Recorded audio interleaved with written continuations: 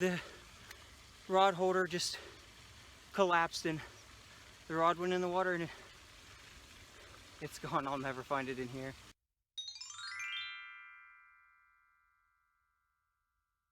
What's up, guys? Welcome back to J Hook. Today I'm at a park pond that I have only been to twice. It's in the middle of this little neighborhood, so finding it's actually not too good. But I have been here once when I was maybe 10 or 12, somewhere around that age range, and caught tons of bluegill. You couldn't throw anything out there without catching a bluegill. Didn't even think about trying for bass when I was that age because I didn't really care what I was catching then. I came here for bass maybe 2 years ago, completely nothing, but look at this place. It looks very bassy. So, just a quick overview of the pond here. Definitely looks a little bassy. Definitely might try some frogs. We'll see. Like I said, the water here is super clear, so look right down there. All those circles are fish beds, and you probably can't see it, but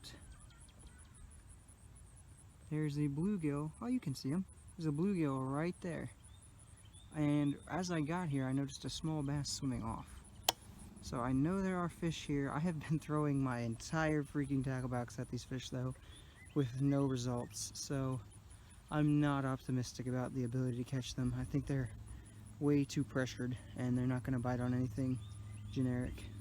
Alright guys, so after throwing my entire tackle box essentially at these bass, what very few I think there are in here, I've determined they're pretty much not going to bite on anything. So I'm going to see if I can catch those bluegill that are sitting down there on those beds. So I've got a little crappie magnet on a little jig head, just messing around, see if I can get them to bite on it and see if I can get them to get it. Oh, that was close. That was so close. Alright, so I think, as a matter of fact, it was so close, he took the tail off of my crappie magnet. No. Alright, so that makes me curious. I'll be right back. Alright, we're going back with something a little smaller. We're going back with the June bug technique. Figure if I dance it in front of his face a little bit, he'll go for it. If that doesn't work, then I've got both a green and brown cricket artificial that I'm going to try. And just keep dancing them in front of their faces and see if I can get them to bite. Hey, there we go. That worked perfectly. That's a nice bluegill too. Let me get him in front of the camera for you. So he is a good 6 inches long, you know, good sized bluegill. Sorry. Alright, there we go. Good sized one, and I will let him go. That's 2. Got them both. Alright, now since these fish are on beds, I want to get them back as quickly as possible. This one has been caught several times before. He's got a nice hole in his lip. Let's see if I can't actually lip him. He's pooing or something on me. No, he's not quite big enough to lip, but ta-da! Nice sized bluegill. Let's get them back on their bed. Okay, I have gone around the pond twice now looking for more bluegill outside of that one spot and can't find any. As you can see, I'm sweating pretty hard. It's not even all that hot out here. It's maybe 85 and there's actually a nice breeze, but I'm gonna go try to catch some bass again. Let's try anything, you know. I'm gonna throw that crappie magnet out there again. Maybe that'll get a hit. We're gonna try a white grub. So before I do that, let me just show you what I have thrown so far. These are the 5 baits I've tried and failed to catch a bass out of this pond with so far today. Got just a little bit longer to go. The park closes at dark, so let's try to go through these real fast. Little lunker hunt frog, nothing. A lunker hunt paddle frog, still got some water in him, nothing. Not really sure what you would call this. A modified crankbait maybe. Anyway, goes to the water, spins its tail around like a grub. It's got bright red colors, it's really clear water. Figured maybe no negatory out of that. So when I started spotting all the bluegills, maybe thought, hey, let's go for a bluegill swim bait. Negatory there. So out of desperation, I went for Every bass angler's dream, a Senko, and you know it's not a good situation when you can't get a bass on the Senko. So that's my frustrations thus far, and I will let you know if I land a bass today. Okay guys, so it is almost dark. Park closes at dark. Probably gonna call it there today. Obviously skunked on the bass again. So let me take some time to explain to you guys why I don't go bass fishing very often. My area is not good for bass for a couple reasons. First,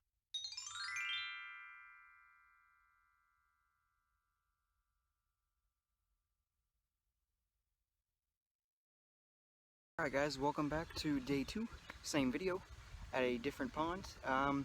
So I think I told you guys yesterday that this pond had fish caught at it recently. Well, I went back and looked, and it actually hasn't. It was a different pond I was looking at. I don't know where it even is. I can't find it anymore. Anywho, this pond hasn't had any fish posted in the past year. However, the sign says catch and release fishing only. So as long as people are abiding by those rules, we should be able to get some bass today. Hopefully we'll get the skunk off of our backs. Let's go. So there you have it. There's the pond. Small pond. It's got a fountain going on it. Again, in the middle of suburbia. Okay, first cast of the day. Just decided to go with something super shiny, little lipless crank. And look what hit. I got a little teeny bass. First cast of the day. I wasn't even filming yet because I was just trying to get a feel for the lake first. And he hit about a foot from shore. So we got the skunk off of our back on the first cast. So let's, hopefully there's some bigger ones in here. And let's go. Alright, there's our fish. We're going to let him go. And good way to start the day off. Certainly a lot better than the previous attempts this year. And there he goes. Well, eventually I will be filming when one of these things hit. They're hitting like right as they get into shore. There we go. That's when they're hitting. And they're just so small. Man, don't ever call anybody else the Dink Master anymore. J-Hook Adventures. Official Dink Master. I can catch bass apparently, but I just can't catch ones that are over 4 inches long. Ta-da! Alright. Okay guys, there is a goldfish in this pond, like a big koi. You see him out there? Look at that. Huh. If I'd have known that, I've never caught a carp at all, much less a koi, so had I known that, I probably would have brought some corn, but now we know for future. Okay guys, it is extremely hot out today. So my prediction as to why we're just getting a bunch of dinks, because I think there are bigger bass in this pond. I don't think that they've just freshly stocked a bunch of small ones. I think the bigger ones are just deeper down because it is so hot. So what we're going to do is we're going to try a little bit later in the day, go for them. I've got bass, or a panfish rod and a catfish rod ready to go. Let's see what we can do with those maybe. This is what I was using, just a little lipless crankbait. Gonna try a couple other, maybe a lipped crankbait obviously, and something with a little bit more weight to it. Get it deeper down, maybe Senko. Try a couple different things to see if we can get the bass that I think are just deeper down, probably out towards the fountain, to bite. And if we can't get them to bite, then we'll wait till it cools off a little bit.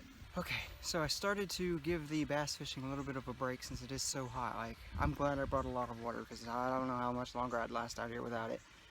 It is 87 with the heat index. Is probably around 100 degrees today, so it's nasty out. However, went into the woods, flipped up some logs, caught a few worms, was bringing them over trying to see if I could catch some bluegill to use as catfish bait because apparently there's flathead catfish in here. I don't know if I believe that. There's some pictures on Fish Brain about it, so maybe we'll try. And another little bass bite bit. That's what I got. So the Dink Master continues. There's a really nice bass right down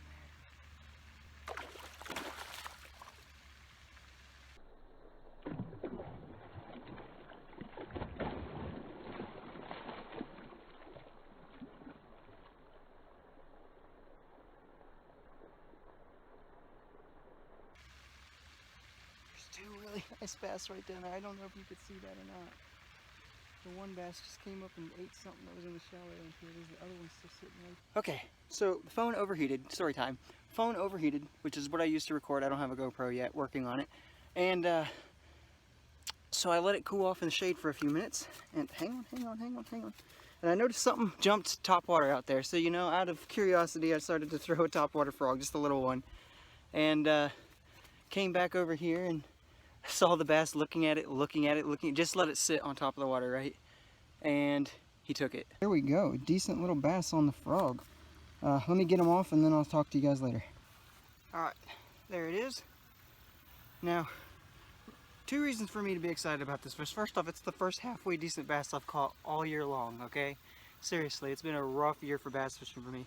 Second off, that's the first frog fish I've ever caught.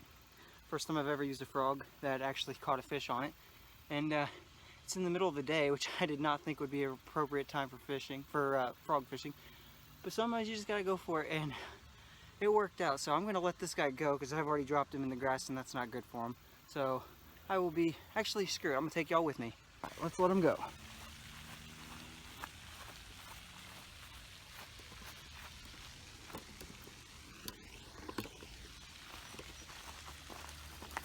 Oh, dropped him, but there he goes. Didn't get a weight on him, but you know, 1 pound-ish. Okay, so there's those koi fish that keep swimming in and out of there. I've never caught a carp or a koi or anything like that before, so I'm going to try to improvise a little. I got a high-low rig on here for that I typically use up at Lake Erie when I go fishing, and this little piece of bratwurst that I was going to use for catfish later on, since I don't have any live bait today. So I'm going to kind of like jerry-rig this up, hoping that maybe the carp slash koi, whatever there are, bite. I've never caught one before. I've never really even targeted them before, so I just really want to catch one. That's going to be it, guys. My rod just went in the water. Something grabbed my rod and it's gone. I gotta try to find it. I've already jumped in the water looking for it. I can't believe it.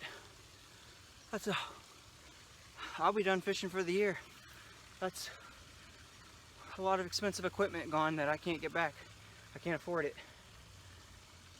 Oh my God. I was over there and I saw the rod start to go. I came flying over here as fast as I could, and the rod holder just collapsed and the rod went in the water and it's gone. I'll never find it in here.